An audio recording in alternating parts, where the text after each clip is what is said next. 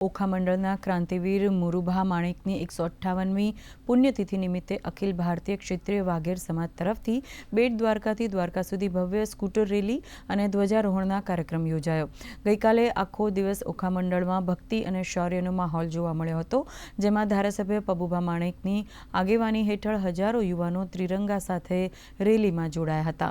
વર્ષ 1857થી 1868 દરમિયાન અંગ્રેજો સામે લડત આપનાર મુરુભા જોધાબા માણેક અને દેવુભા માણેકની વીરતાને યાદ કરી સમાજ તરફથી શ્રદ્ધાંજલિ આપવામાં આવી હતી।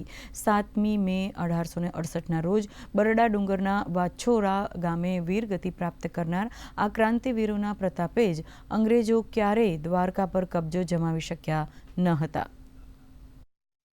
શ્રી ક્રાંતિવીર શ્રી મુરુભા માણેકની આજે એને શ્રદ્ધાંજલિ અર્પણ કરવા હજારોની સંખ્યામાં આજે બાઇકની ભવ્યાથી ભવ્ય રેલી નીકળેલી હતી, જેની અંદર ખૂબ ઉત્સાહથી યુવાનો બધાએ ભાગ લીધો હતો અને દરેક સમાજના લોકોએ આ રેલીને વધાવી અને દરેક સમાજના લોકોએ સન્માન કર્યું, તે બદલ બધાનો ખૂબ ખૂબ આભાર, ધન્યવાદ।